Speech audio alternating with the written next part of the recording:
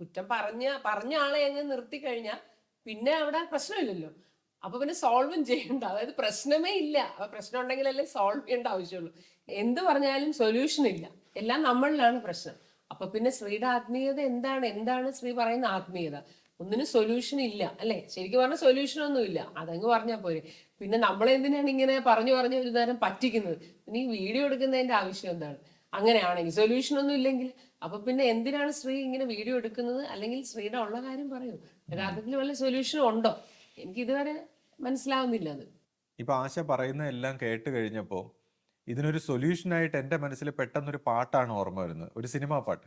ഞാനിപ്പോൾ ഇന്ന് രാവിലെ കേട്ടതാണ്. അപ്പോൾ അതിൻ്റെ ആദ്യ വരി ഞാൻ പാടാം, രണ്ടാമത്തെ വരി ആശ പാടുക. ആ രണ്ടാമത്തെ വരിയിൽ ആശയ്ക്ക് ഞാൻ പറയാൻ ഉദ്ദേശിക്കുന്ന സൊല്യൂഷൻ അതിനകത്തുണ്ട്. എനിക്ക് പാടാനൊന്നും അറിയില്ല. എനിക്കും പാടാനൊന്നും അറിയില്ല. പക്ഷേ ഇത് ഒരു ഗാനം, അതായത് ഈ പാട്ടുകളിലൊക്കെ ഞാനിപ്പോൾ ശ്രദ്ധിക്കുമ്പോൾ നമ്മുടെ ബുദ്ധിക്കും ഉപരിയായ ചില കാര്യങ്ങൾ അവർ പൊയറ്റിക്കായിട്ട് അവരിലൂടെ ഇങ്ങനെ ഒഴുകി വരും. അതിലൊക്കെ ചില രഹസ്യങ്ങൾ ഇങ്ങനെ ഒളിഞ്ഞിരിപ്പുണ്ട്. അപ്പോൾ ആ പാട്ടിനെ നമ്മൾ ശ്രദ്ധിച്ചു കഴിഞ്ഞാൽ പാട്ടിന് ഒളിഞ്ഞിരിക്കുന്ന ചില കാര്യങ്ങൾ ഇങ്ങനെ ഒഴുകി വരികയാണ്. അത് പോയിറ്റ്സിനൊക്കെ ചിലപ്പോൾ ഇങ്ങനെ ചില തലങ്ങളിൽ നിന്ന് ഇങ്ങനെ ലഭിക്കുകയാണ്. ആ പാട്ട് ഇങ്ങനെയാണ്: ഒന്നാനം കുന്നിന്മേൽ കൂടുകൂട്ടും തത്തമ്മേ, നീ എൻ്റെ തേന്മാവിൽ ഊഞ്ഞാലാടാൻ വാ.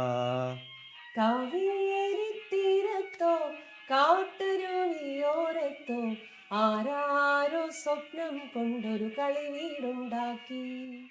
ആ, അപ്പൊ എല്ലാ പ്രശ്നങ്ങൾക്കും കാരണം ആരാരോ സ്വപ്നം കൊണ്ടൊരു കളിവീടുണ്ടാക്കി. അതാണ് എല്ലാ പ്രശ്നങ്ങൾക്കും കാരണം. അപ്പോൾ ഈ ഞാനത് തമാശയായിട്ട് പറഞ്ഞാണെങ്കിൽ അതിന്റെ സീരിയസ് ആയിട്ടുള്ള ഒരു വശം എന്താന്ന് വെച്ചാൽ, നമ്മളൊക്കെ ഒരു മെറ്റഫിസിക്കൽ സ്ലീപ്പിലാണെന്നാണ് പറയുന്നത്. അതായത് നമ്മൾ മെന്റൽ ബീയിങ്സ് ആണല്ലോ. നമുക്ക് കോൺഷ്യസ് ആയിട്ടുള്ള ഒരു മൈൻഡ്, സബ് കോൺഷ്യസ്, അൺകോൺഷ്യസ്. അപ്പോൾ ഈ നമ്മുടെ മൈൻഡ് സ്ലീപ്പിങ്ങിലാണ്. അതായത് നമ്മുടെ ഈ മൈൻഡിന്റെ 3 തലങ്ങളിൽ അൺകോൺഷ്യസ് ആയിട്ടുള്ള തലം, സബ് കോൺഷ്യസ് ആയിട്ടുള്ള തലം, ഇതൊക്കെയാണ് നമ്മളെ നിയന്ത്രിക്കുന്നത്. അപ്പോൾ നമ്മൾ ഇൻ എ വേ സ്ലീപ്പിങ്ങിലാണ്.